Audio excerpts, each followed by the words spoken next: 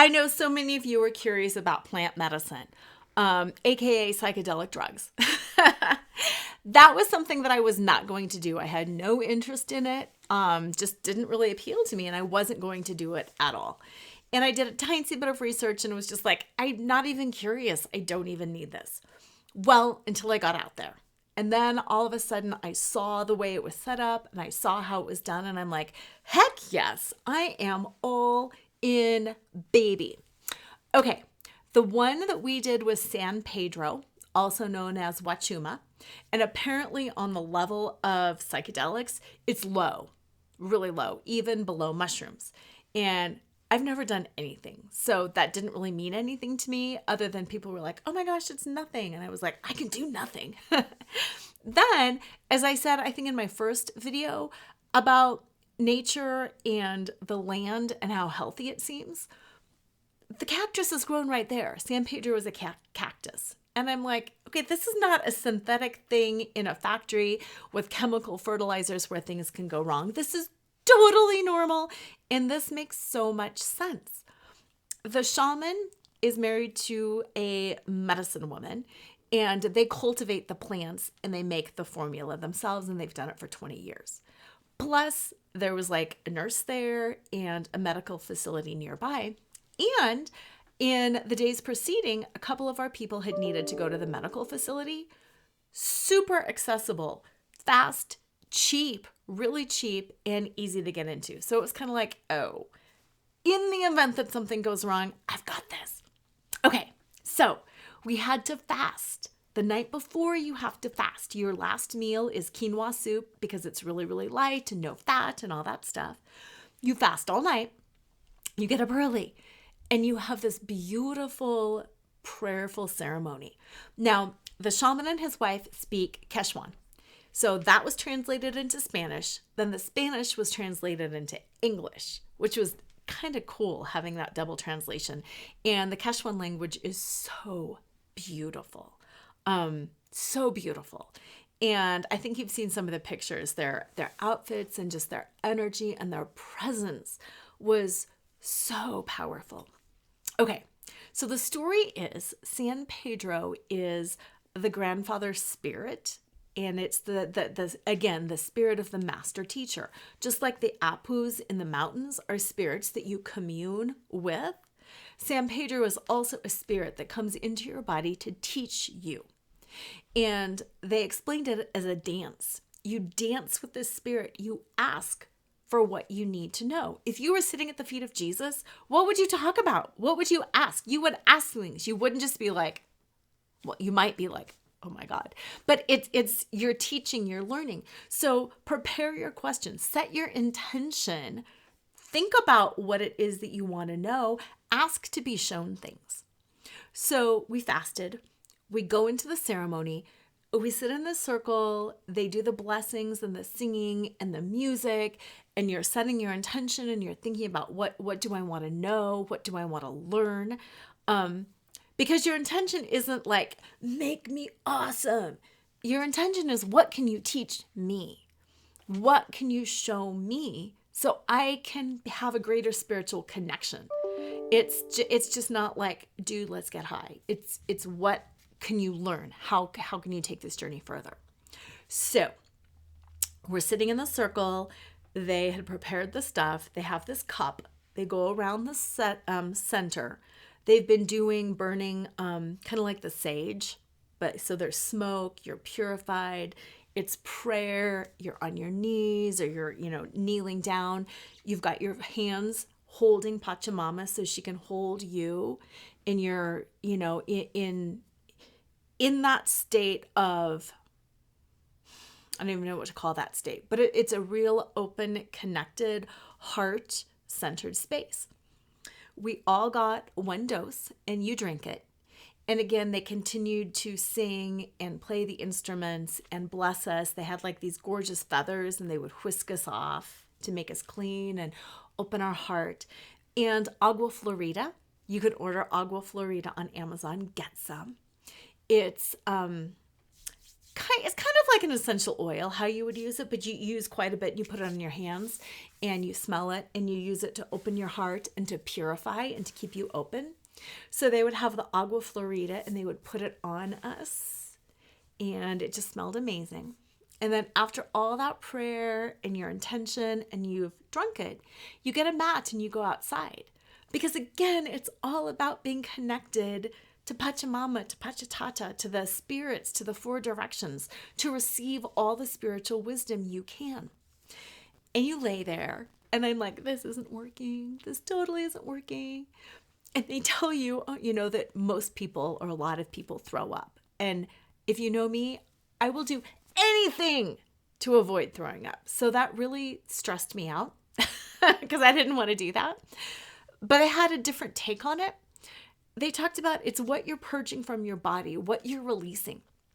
And this one guy told this story that growing up, he went to a Catholic school and there were 3 nuns that were just horrible to him. And that he's carried their voice with that. Oh, he's carried their voices with him his whole life. And when he had this journey, he threw up and the guidance was to look what it is you're purging.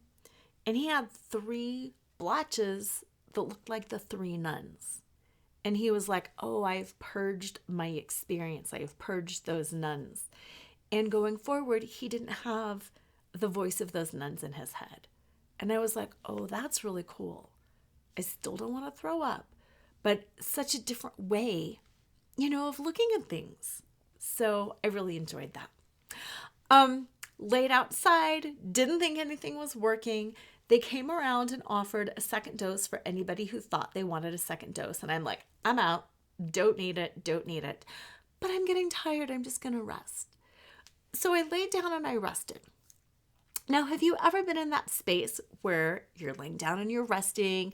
Maybe you're sick. Maybe you're just tired and you're awake, but you're asleep and dreaming all at the same time. Kind of that lucid dreaming. That's what it's like. You're like in this place in your head and stuff is going on, but you're awake, but all this stuff is going on. So then you can control it. And you're like, oh, are you San Pedro? Oh, what can you show me? And for me, I really wanted to be shown the truth.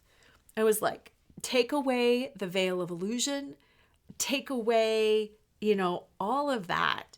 And let me see the truth. And there's too much to say because I was in that state for like 15 hours. So I got a lot of information. But it's really fascinating the way you can go back and forth. Show me this, and then you start seeing things. Show me this, and then you start seeing things. And I asked for my blocks to be revealed too, which did get a little bit scary. But what's nice about that is you can control it. You can pull yourself out. It's not like if you've been drinking. I have drunk. It's not like when you're drinking and you're like, I can't control this. I'm trying and I can't. You can control it. But it does take effort. So it's like I would pull myself out and be like, okay, I'm seeing my blocks and this is scary. And the answer I kept getting was just sit with it. Just sit with your pain. Sit with your fear, sit with the darkness. And it would get scary and I'd pull back and I'd walk around and I'd feel a little agitated and then I'd be like, nope, just sit with it. And the medicine woman came over and gave me more agua florida and, purified me and talked. Don't know what she was saying because it was all in Quechua, but it was beautiful. And you're just like, yeah, I get it. Yeah, I get it. Sat with it a while longer. And eventually it went away. Now I'm jumping about 8 hours here because there was a lot there. I did reach the point where I was just done. And I was like, San Pedro, I'm done. Thank you for this wisdom. It's been incredible, but I can't assimilate anymore. Not one more. I'm just done. And I kept seeing the image of like a man naked with his knees all tucked up.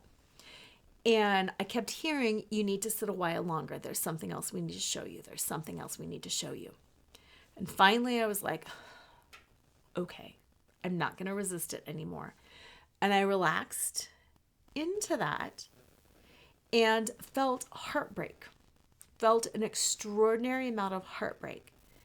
And I was talking, Sean was in the room, and I was like, I'm feeling such heartbreak, and I hate this, and I'm done with it. And, he kept saying, just sit with it, just sit with it. And pretty soon the image of that man just got up and walked away, and the heartbreak left. And then I started having like convulsions literally up my spine. And I would feel the spirit of San Pedro leaving and be like, you did it. You sat with that. You sat with it long enough that it can leave you now. And some of the other people had some like weird convulsion-y things happen too at the end. And I would just literally feel the spirit come up, and then shook free out the top of my head. We had, again, some of the smoke, the smudge, and the San Pedro to clear.